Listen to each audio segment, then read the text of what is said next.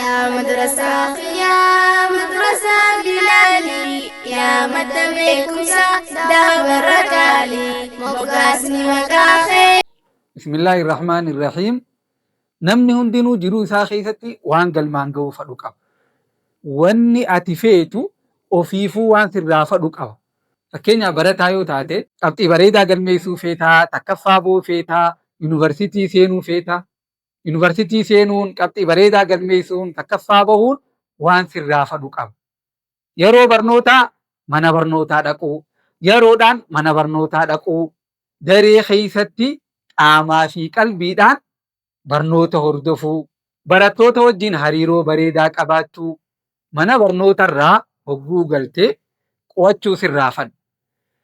Fakkeenyaaf sa'aa 24 qabdu keessaa sa'aa takka qofa guyyarraa yoo kan qo'attu ta'e torbaanis sa'a 7 ta'a.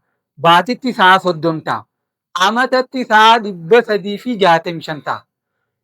Namni kaayyoo isaa galmaan ga'uuf waan kaayyoon isaa irraa fadhu hojjechuu jiru kaayyoo isaa galmaan ga'uuf karaa seenee jira.